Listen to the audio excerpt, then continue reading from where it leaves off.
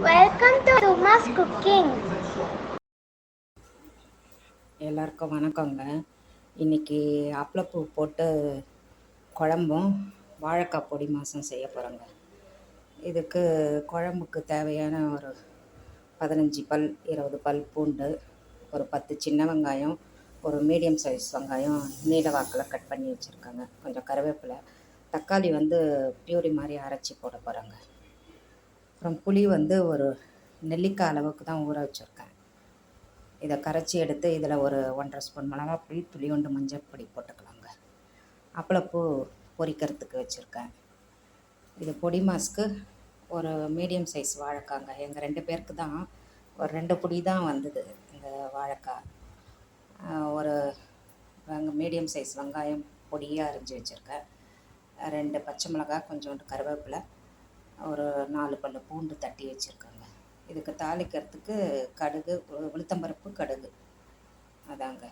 இதுக்கு தாளிக்கிறதுக்கு இன்றைக்கி வடகம் போட்டுப்போங்க. நாங்கள் வடகம் போட்டு தாளிச்சிக்க போகிறேன். தக்காளி பியூரி மாதிரி அரைச்சிட்டு அப்பளப்பூவும் வறுத்து எடுத்துக்கின்னு அதுக்கப்புறமா குழம்பு தாளிச்சிக்கலாங்க.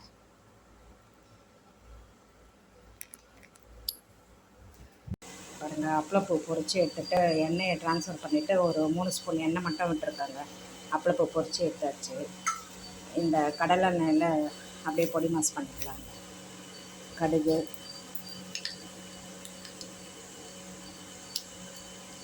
கடுகு பொரிஞ்சதும் சீரகம், துளியோண்டு உளுத்தம்பருப்பு ஒரு 1/2 ஸ்பூன் எடுத்து வச்சுருக்காங்க. சின்ன சைஸ் வாழைக்காய் தான்,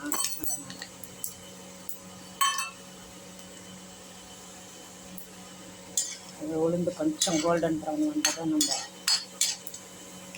பூண்டு, பச்சை மிளகாய்,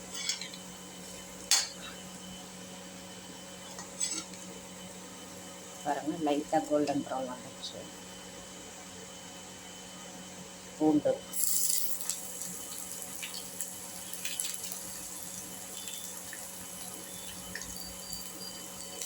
பச்சை மிளகாய்,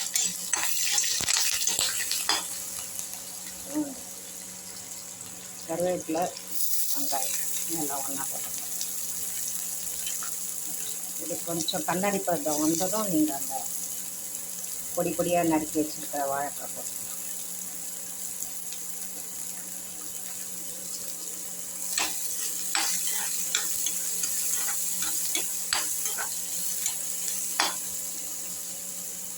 இதே துளியோண்டு மஞ்சள் பொடி,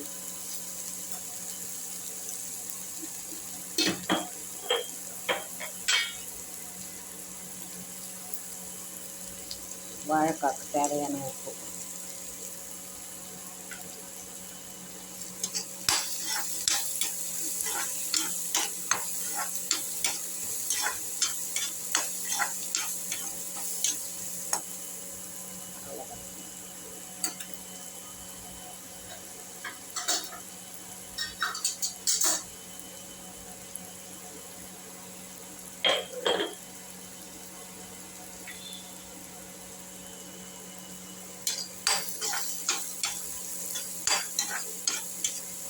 பாருங்கள் கண்ணாடி பதம் வந்துடுச்சு.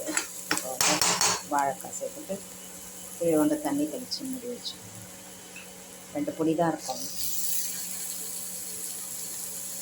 சின்ன வாழைக்காய், நாங்கள் 2 பேருக்கு நாங்கள் வாழைக்காயும் உருளைக்கிழங்கும் எல்லாம் சாப்பிடணும்.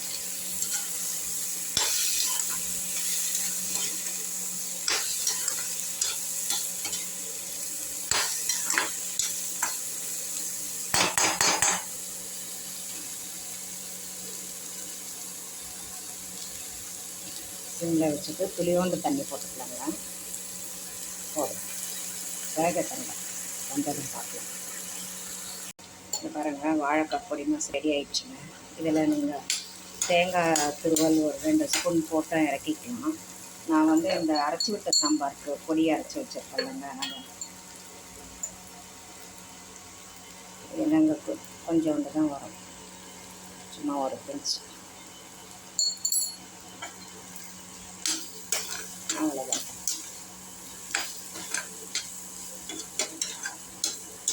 செய்கிற சமையல்னால் 2 பேருக்கு ஏற்ற மாதிரி தாங்க. சில சமயம் தான் இந்த குழம்பு சாம்பார்லாம் மீந்துடும். பொரியல்லாம் திட்டமாகிடுங்க. 2 பேர் நாங்கள் வச்சு சாப்பிடுவோம். அதுக்கு தேவையான பொருள்லாம் தான் நான் போட்டிருக்கேன். ஸ்டவ் ஆஃப் பண்ணிடுவேன். ஒரு சட்டியில் நல்லெண்ணெய் விட்டுருக்கேங்க. ஒரு 4 ஸ்பூன் நல்லெண்ணெய் விட்டுருக்கேன். அப்பளக்குழம்புக்கு தாளிச்சிக்கலாங்க.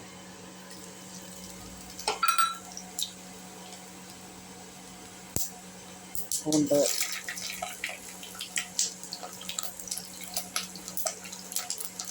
உடனே வெங்காயம்,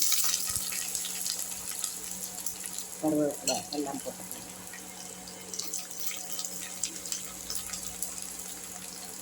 பெரிய பர்னரில் வச்சுருக்கோம், சிம்மில் தான் வச்சுருக்கோங்க.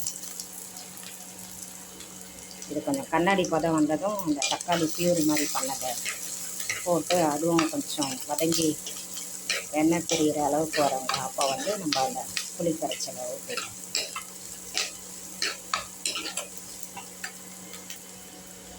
கொஞ்சம் மீடியமாக வைக்கிறேங்க. ஸ்டவ் மீடியமாக வச்சு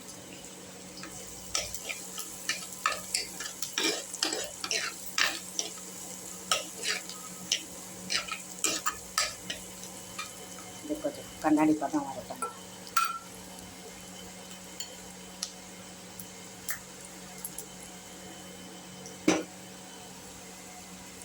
புளி கரைச்சல் போட்டுக்கலாங்க. புளியோண்டு மஞ்சப்பொடி,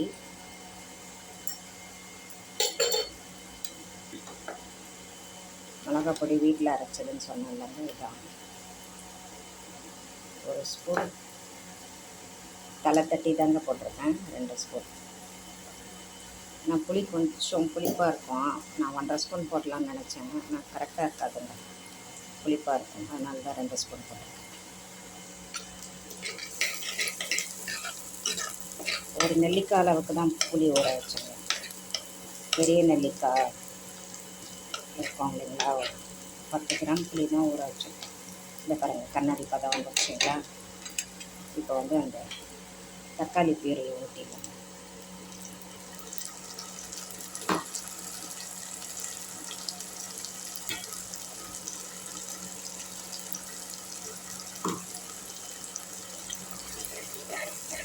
இது வந்து தக்காளி பியூரியாக ஊற்றுறதுனால கொஞ்சம் வதங்கி எண்ணெய் பிரிஞ்சு வரணும். அப்போ வந்து இந்த கரைசல் ஊற்றிடலாம்.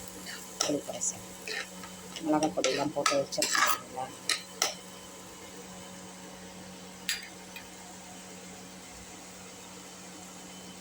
புளி கரைசல் ஊற்றி ஒரு கொதி வந்ததும் ஸ்டவ்வை வந்து சிம்மில் வச்சுருந்தாங்க. மீடியமில் வைக்கக்கூடாது. அந்த நெடியெலாம் போகணும். அப்படியே ஸ்லோவாக கொதிச்சா தான் அப்படியே குழம்பு திக்கன் ஆகும்.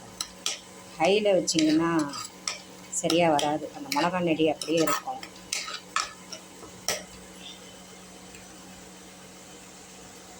இதை பாருங்கள், எண்ணெய் பிரிஞ்சு வருது பாருங்கள்.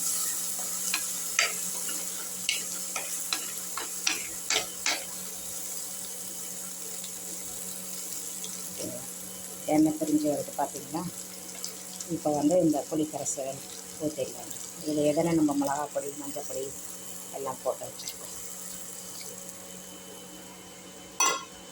அப்புறம் அந்த தக்காளி அரைச்சோம் இல்லைங்களா, அந்த மிக்ஸி கழுவி ஊற்றிக்கலாம்.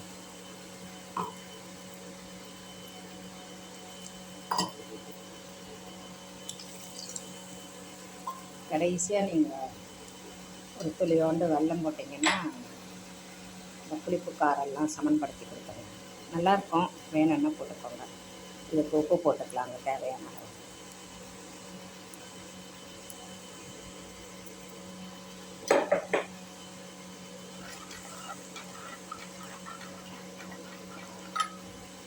இன்னும் கொஞ்சம் தண்ணி விட்டுக்கோங்க. சிம்மில் வச்சுருந்தாங்க. சிம்மில் வச்சுருக்கேன். இப்படியே கொதிக்கட்டோங்க. வரும் 7 நிமிஷம் 8 நிமிஷம் கொதிக்கட்டும். இப்போ சேர்ந்து வரும். அதுக்கப்புறமா அப்பளப்பூ போட்டுங்க. வெள்ளம் போட்டுட்டு அப்பளப்பூ போட்டுங்க. பாருங்கள், சிம்மில் வச்சு கொதிக்க வச்சுங்க. இப்போ தான் கொஞ்சம் திக்கனாக இருக்குது. இப்போ வந்து இந்த ஒரு சுக்கா வெல்லம் எடுத்து வச்சுருக்கோங்க. இதை போட்டுக்கலாம்.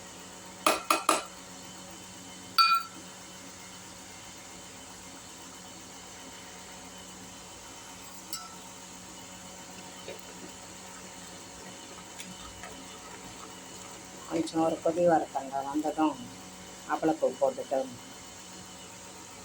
பார்க்கலாம்.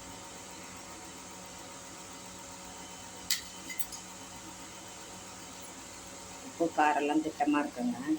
இங்கே வந்து சாதம் கொதிச்சிட்ருக்கு.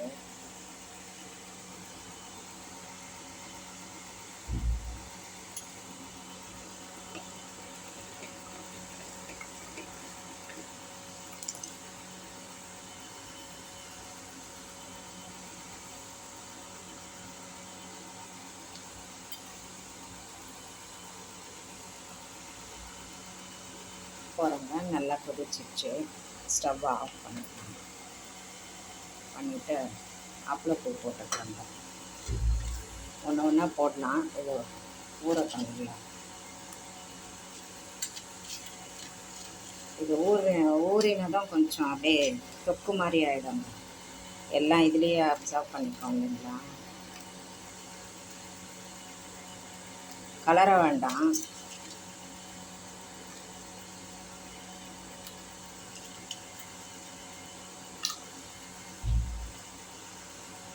அப்படியே அழுத்தி விடுங்க.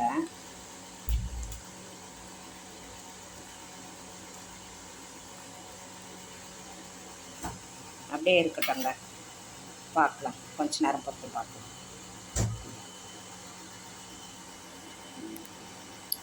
இது பாருங்கள், அப்பளப்பூ குழம்பு எவ்வளோ கட்டி ஆயிடுச்சு பாருங்கள். சாப்பாட்டில் ஊற்றின்னு சாப்பிட்லாங்க.